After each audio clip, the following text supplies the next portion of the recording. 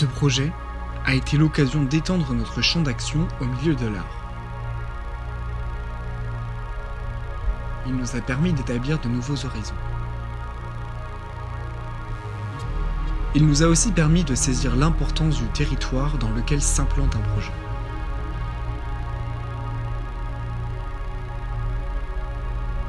Ce fut un réel défi de penser la ville à Tamaris de manière la plus globale possible, mais aussi une expérience enrichissante.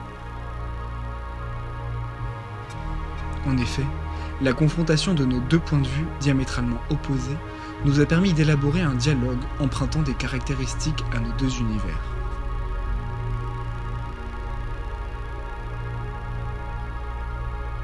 Ce fut également l'occasion de faire de belles rencontres, comme avec Elise Berkowitz, et l'élaboration d'une exposition pour ce centre d'art.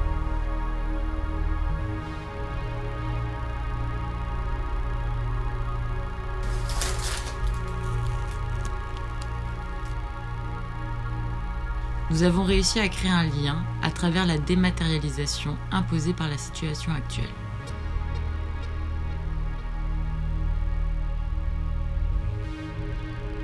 Grâce à elle, nous avons pu concrétiser notre projet d'une manière plus juste.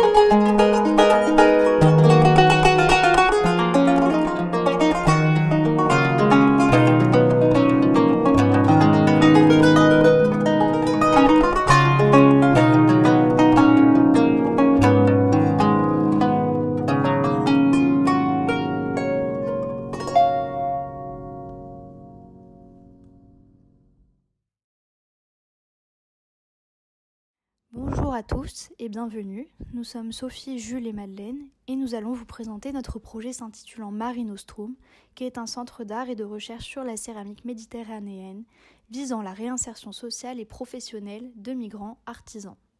Le but premier de notre projet est de mettre en lien la Villa Tamaris et la Méditerranée en nous appuyant sur certaines thématiques, certaines problématiques qu'elle soulève comme l'écologie et l'immigration clandestine entre autres. Ces différentes thématiques mettent en relation des artisans locaux, des artistes et des designers avec des artisans issus de la migration. Ceci pour favoriser la mixité sociale, la réinsertion de ces migrants artisans dans le monde de l'artisanat PACA, mais aussi la transmission de ce savoir-faire qu'est la céramique à travers des ateliers, collaborations et expositions. Pour symboliser cette rencontre de savoir-faire, cette rencontre entre différentes cultures, nous avons choisi de travailler autour de la terre crue en la traitant sous plusieurs aspects afin de guider le visiteur au travers de la villa. On peut voir ici la brique, le pisé ou encore le crépi. Notre projet Mare Nostrum se répartit sur 6 étages. Nous y avons 2 circulations verticales, une centrale pour le public et l'autre secondaire sur le côté pour les résidents et personnels du centre. Nous accueillons le public au N-1 dont l'entrée se fait par la façade ouest. À ce niveau se trouve également le studio du gardien ainsi qu'un espace atelier découverte pour le public ouvert le samedi et animé par des migrants artisans. Au niveau N-2, nous avons un autre atelier pour la formation de migrants qui souhaiteraient apprendre le métier de céramiste.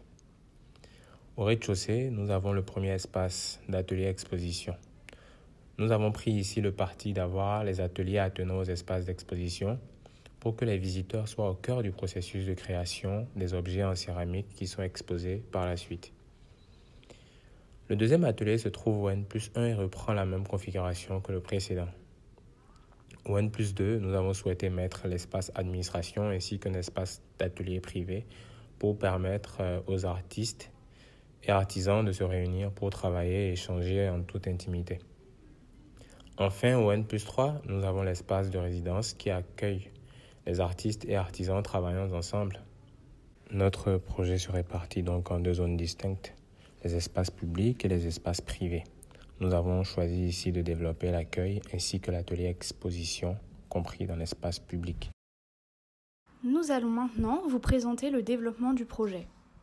Comme vous avez vu dans le teaser du projet, nous avons souhaité mettre en place un parcours depuis l'embarcadère, balisé d'éléments de terre crue, afin de guider le visiteur dans son ascension. Nous avons repris les codes ainsi que les types de mobilier urbain, comme le marquage au sol, simplement les lampadaires recouverts de terre, ou encore des éléments d'assises pour conduire le visiteur vers la villa. Ce parcours est scellé par la villa avec sa façade crépie en terre, afin de lui donner une identité visuelle forte qui s'ancre dans le projet. L'entrée se fait donc par le côté du bâtiment, la façade ouest. Nous avons recréé une huisserie afin qu'elle ait la même typologie que le reste des fenêtres de la villa. La zone d'accueil, qui se situe au N-1, constitue le début du parcours. Cette zone se découpe en 2 parties, le sas d'entrée et la borne d'accueil. Ces 2 zones sont séparées par des parois en pisé, qui est une technique de construction en terre. Entre 2 banches en bois, on vient déposer un mélange de terre que l'on vient tasser avec une dame. Ce mélange sèche et on recommence l'opération jusqu'à obtention de la hauteur souhaitée. Ces parois servent de support à l'intention de ce lieu afin que les visiteurs sachent, avant d'y pénétrer, toute la démarche de réinsertion sociale des migrants. La deuxième zone, qui se trouve derrière, est la borne d'accueil. Cette borne est située dans l'œil d'un escalier central autour duquel gravite tout notre projet. Le visiteur est invité par ce point central à continuer. L'escalier régit le parcours du visiteur. Nous avons choisi de construire un escalier à double hélice. 2 escaliers ascendants mènent au plateau d'exposition et un escalier descendant mène vers la sortie. Ainsi, le parcours est terminé. Tout au long de cet escalier, des niches comportant des œuvres en céramique vont venir ponctuer la paroi et servir de transition entre l'espace d'accueil et l'espace d'atelier-exposition. Au rez-de-chaussée se situe le premier espace d'atelier et exposition. L'espace se divise en 2. Autour de l'escalier, il y a cette première zone qui est l'espace d'exposition. Des parois en terre crue, reprenant la courbe de l'escalier, servent de support aux œuvres exposées. Ces parois sont posées sur des rails, ce qui permet de moduler l'espace en fonction des expositions. Elles comportent également un système d'éclairage interne permettant de mettre en lumière les œuvres. Les parois sont composées de plaques de terre crue d'environ 2 cm d'épaisseur, moulées dans un coffrage de bois. Elles sont ensuite fixées sur une structure de bois afin de donner l'illusion d'une brique, mais en allégeant le tout. Ces briques sont conçues grâce à un gabarit précis, afin qu'elles aient chacune la même courbure. Ce gabarit permet donc d'avoir une grande amplitude de parois, pouvant aller jusqu'à 5 mètres, et beaucoup de variétés différentes. Après avoir déambulé entre les parois, les visiteurs arrivent dans le deuxième espace qui sont les espaces d'atelier. Adossé aux parois, un linéaire d'assises permet aux visiteurs de s'asseoir et d'observer les artisans travailler. Un marquage au sol vient constituer une barrière psychologique que le visiteur ne doit pas franchir.